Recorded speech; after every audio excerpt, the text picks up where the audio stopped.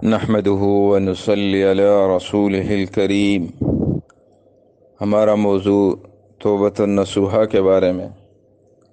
میرے بھائیو بزرگوں، کوشش ہمارا یہی ہو کہ ہم گناہوں سے دور والے زندگی گزاریں، اللہ کے ساتھ وفاداری کریں، جفا نہ کریں۔ جفا کہتے ہیں بے وفائی کو۔ فرماتے ہیں بے وفائی 3 طرح کی ہوتی ہے: اللہ تعالیٰ سے بے وفائی، مخلوق سے بے وفائی، اور اپنے آپ سے بے وفائی۔ اللہ تعالیٰ ارشاد فرمائے کہ اللہ تعالیٰ نے ہمیں پیدا کیا، اب وہی ہمیں رزق اور باقی نعمتیں دیتا ہے۔ اگر ہم اسی کا دیا ہوا کھا کر کسی اور کو اس کے ساتھ شریک بنائیں گے تو یہ اللہ تعالیٰ کے ساتھ بے وفائی ہوگی۔ پھر فرمایا کہ لوگوں کو ایذا پہنچانا مخلوق کے ساتھ بے وفائی ہے۔ لوگوں کو ایذا پہنچانا مخلوق کے ساتھ بے وفائی ہے، اس لیے مخلوق کا دل نہیں دکھانا چاہیے۔ پھر فرمایا اللہ تعالیٰ کے حکم کو توڑنا اور گناہ کرنا یہ اپنے آپ کے ساتھ بے وفائی ہے، اس لیے اس طرح انسان اپنے آپ کو جہنم میں جانے کا قابل بنا لیتا ہے۔ یہ ہمارے اسلاف کے نصیحتیں ہوتی تھیں۔ سچی بات تو یہ ہے کہ اگر گناہوں کے اندر بدبو ہوتی، ہم محسوس کرتے، تو ہم کسی محفل میں بیٹھنے کے قابل نہ ہوتے۔ یہ اللہ تعالیٰ کی ستاری ہے کہ اس کے صدقے ہم آج عزتوں کی زندگی گزار رہے ہیں۔ اس لیے ایک بزرگ فرماتے تھے، اے دوستو، جس نے تیری تعریف کی اس نے در حقیقت تیرے پروردگار کی ستاری کی تعریف کی۔ جس نے تجھے چھپایا ہوا ہے، یقیناً اگر وہ حقیقت کھل دیتا تو ہم چہرہ دیکھنے کے قابل نہ ہوتے۔ انسان کی ایک تو ظاہری شکل ہوتی ہے اور ایک شکل عالم مثال میں ہوتی ہے۔ بندہ جس طرح کے اعمال کرتا ہے ویسے ہی اس کی شکل ہوتی ہے۔ اگر جانوروں والے اعمال کرتا ہے تو اس کی شکل جانوروں جیسی ہوتی ہے۔ مثال کے طور پر جس میں حرص زیادہ ہوتی ہے اس کی شکل کتے کی مانند ہوتی ہے، اس لیے کتا حریص ہوتا ہے۔ جس میں بے وفائی زیادہ ہوتی ہے اس کی شکل خنزیر کی مانند ہوتی ہے، کیونکہ خنزیر میں بے شرمی اور بے حیائی بہت زیادہ ہوتی ہے۔ جو اللہ تعالیٰ کے بندوں کو ایذا پہنچاتا ہو اور دل دکھاتا ہو اس کی مثال بچھو کی مانند ہوتی ہے۔ تو میرے بھائیو بزرگوں، ہم ان چیزوں سے اپنے آپ کو بچائیں۔ یہ بہت بری چیزیں ہیں۔ دنیا کی معمولی لذتوں یا چھوٹی چھوٹی ضرورتوں کی خاطر گناہوں کا مرتکب ہو جانا بہت نقصان کی بات ہے۔ عام طور پر بندہ یا تو لذت کی خاطر گناہ کرتا ہے یا ضرورت کی خاطر گناہ کا ارتکاب کرتا ہے۔ احنف بن قیس رحمۃ اللہ علیہ تابعین میں سے ہیں۔ ایک دفعہ وہ حضرت عمر کی محفل میں بیٹھے تھے۔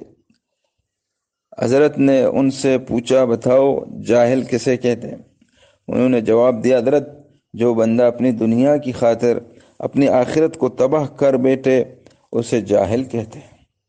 پھر حضرت عمر نے فرمایا، کیا میں آپ کو بتاؤں کہ جہل اس سے بھی بڑا جاہل کون ہے؟ انہوں نے کہا، یعنی کہ اجہل، جو سب سے زیادہ جاہل۔ انہوں نے کہا، جی حضرت ضرور بتائیے۔ حضرت عمر نے فرمایا، جو انسان دوسروں کی دنیا کی خاطر اپنی آخرت تباہ کر بیٹھے اسے اجہل کہتے ہیں۔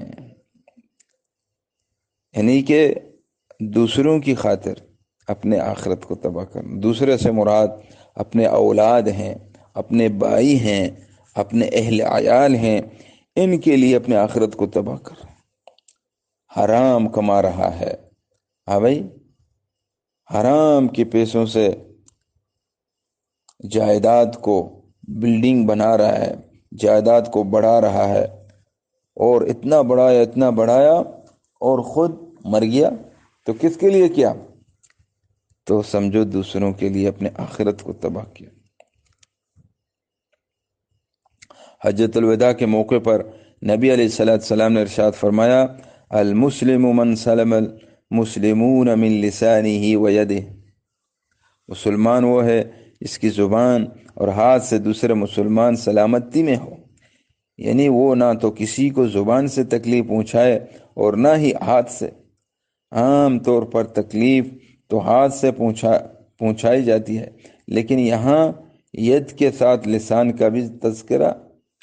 اور عجیب بات یہ ہے کہ لسان کو ید پر مقدم کیا گیا. شارحین حدیث نے یہاں عجیب نکات نکالے ہیں. وہ فرماتے ہیں کہ نبی علیہ السلام کے اس فرمان میں بڑی فصاحت اور بلاغت ہے.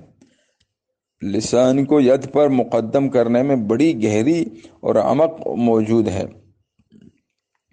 نمبر 1، اگر انسان کسی کو تلوار سے زخم لگائے تو وہ زخم مل جاتا ہے، لیکن جو زخم زبان سے دل پر لگایا جاتا ہے وہ کبھی تھم نہیں جاتا. وہ اس کا جو جگہ ہے وہ رہتا ہی ہے. ہاتھ سے تکلیف پہنچانی مشکل ہے اور زبان سے آسانی سے بندہ تکلیف پہنچا سکتا ہے. ہاتھ سے انسان فقط حاضرین کو تکلیف پہنچا سکتا ہے، نہ گزرے ہوں کو اور نہ ہی آنے والوں کو. مگر زبان ایسی شے ہے کہ اگر انسان اس سے حملہ کرے تو گزرے ہوئے آنے والے سب کو تکلیف پہنچا سکتا ہے، جو دنیا میں ہے جو دنیا میں نہیں ہے سب کو. آج بہت سے لوگ ایسے ہیں جو گزرے ہوئوں پر طعن کرتے ہیں اور انہیں تکلیف پہنچاتے ہیں. فلان ایسا ہے، فلانا ایسا ہے. یہ گزرے ہوئوں کو بارے میں غیبت میں اپنے کو گناہگار کر رہا ہے. تو میرے بھائی بزرگوں، ہم کوشش کریں لمبی چوڑی نیکی اور نفلی عبادتوں کا اتنا مقام نہیں جتنا مقام گناہوں سے بچنے کا ہے.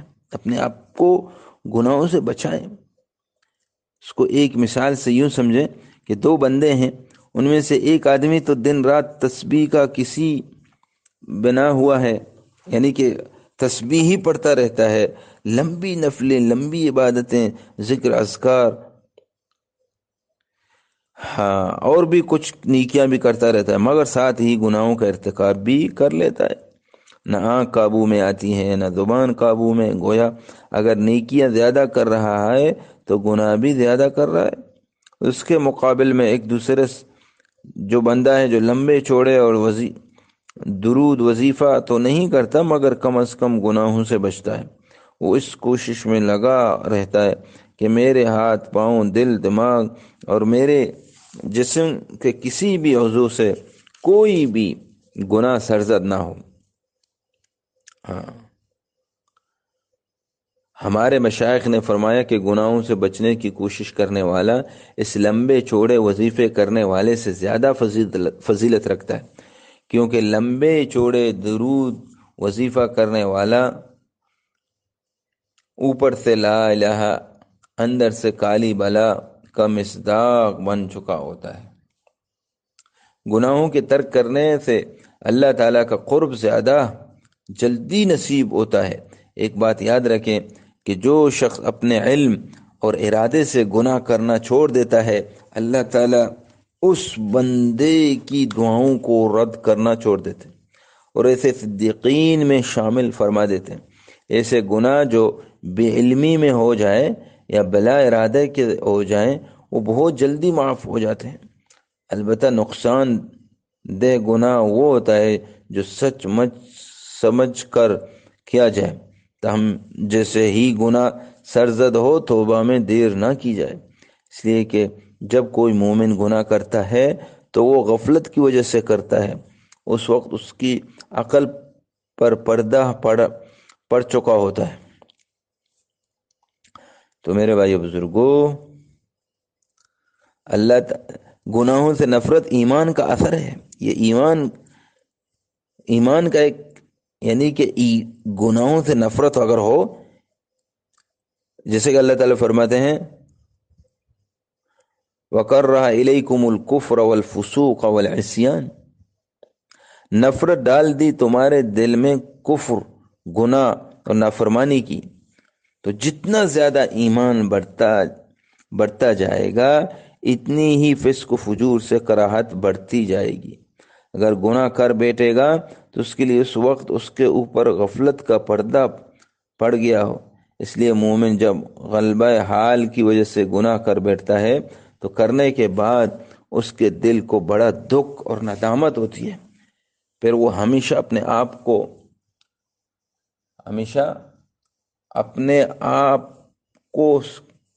یعنی کہ وہ اپنے آپ کو ہی ملامت کرتا رہتا ہے کہ میں کیا کر بیٹھا۔ گناہ کرنے سے پہلے غفلت کا پردہ تھا، اور کرتے ہی اپنی اصلیت سامنے آ جاتی ہے اور وہ افسوس کرتا ہے کہ مجھے تو ایسا نہیں کرنا چاہیے تھا۔ اور یاد رکھیں کہ گناہ کے بعد ندامت محسوس کرنا اور دل کے اندر بوجھ اور بے قراری محسوس کرنا اس بات کی دلیل ہے کہ اس بندے کے اندر ایمان سلامت ہے۔ ایک دانا کا قول ہے کہ نیکی تو ہر کس و ناقص کر لیتا ہے، جوان مرد تو وہ ہے جو گناہ کرنا چھوڑ دے، اور جو آدمی من چاہی چھوڑ کر رب چاہی زندگی اختیار کرنا چاہے، اسے چاہیے کہ وہ اپنی زندگی کے ایام کو گناہوں سے خالی کرے۔ اس کے لیے وہ گناہوں سے بچنے کی کوشش کرے۔ وہ اس کوشش کے باوجود گناہوں کا ارتکاب کر بیٹھے گا، پھر جب روزانہ بچنے کی کوشش کرتا رہے گا تو پہلے کی نسبت دن میں کم گناہ کرے گا، پھر اگلے دن اس سے بھی کم گناہ کرے گا، پھر ایک دن ایسا آتا ہے کہ اس کا پورا دن گناہوں کے بغیر گزر جاتا ہے، پھر اسی طرح اگلا دن گزرتا ہے، پھر وقت کے ساتھ ساتھ اللہ تعالیٰ گناہوں سے محفوظ فرما کر ایسی زندگی عطا کر دیتے ہیں کہ انسان گناہوں کے دل سے بچ نکلتا ہے۔ امام ربانی مجدد الفسانی اپنے مکتوبات میں لکھا ہے کہ اس امت میں ایسے صدیقین گزرے ہیں کہ جن کے گناہ لکھنے والے فرشتوں کو 20 سال تک گناہ لکھنے کا کوئی موقع ہی نہیں ملتا۔ ہمارے دل کی بھی ایک تڑپ اور تمنا ہونی چاہیے کہ اے مالک ہمیں بھی ایسی سچی زندگی نصیب فرما دے۔ ترک معصیت اعمال طاعت پر فضیلت رکھتی ہے۔ یہ ایک بنیادی نقطہ ذہن میں بٹھانا تھا کہ ترک معصیت پر محنت زیادہ کریں، اس لیے کہ یہ اعمال طاعت پر فضیلت رکھتی ہے۔ گناہوں سے بھی بڑی 4 باتیں۔ گناہ بہت برا ہوتا ہے، لیکن 4 باتیں گناہ سے بھی زیادہ بری ہیں۔ ایک ہے گناہ کو ہلکا سمجھنا۔ اگر کوئی بندہ گناہ کا مرتکب ہو جائے تو اسے چاہیے کہ وہ گناہ کو گناہ تو سمجھے۔ اس گناہ کو گناہ سمجھنا گناہ سے بھی زیادہ برا کام ہے۔ گناہ کو ہلکا سمجھنا یہ گناہ سے بھی زیادہ برا کام ہے۔ نمبر 2، گناہ کر خوش ہونا۔ جیسے عورتیں کہتی ہیں دیکھا میں نے اسے جلانے کے لیے یہ بات کی، اب وہ جو یہ کہہ رہی ہے کہ میں نے اسے جلانے کے لیے یعنی اس کے دل کو دکھ پہنچانے کے لیے یہ بات کی ہے، تو یہ گناہ پر خوش ہونے والی بات ہے۔ یا اگر کسی گناہ کا راستہ کھل جائے تو خوش ہو کر اب میرے لیے گناہ کرنا آسان بن گیا ہے، یہ بھی گناہ کرنے سے زیادہ برا ہے۔ نمبر 3، گناہ پر اصرار کرنا۔ ایک گناہ کو بار بار کرنا بھی بہت برا کام ہے۔ نمبر 4، گناہ پر فخر کرنا۔ گناہ پر اترانا اور فخر کرنا بھی گناہ کرنے سے برا کام ہے۔ اللہ ہماری حفاظت فرما دے۔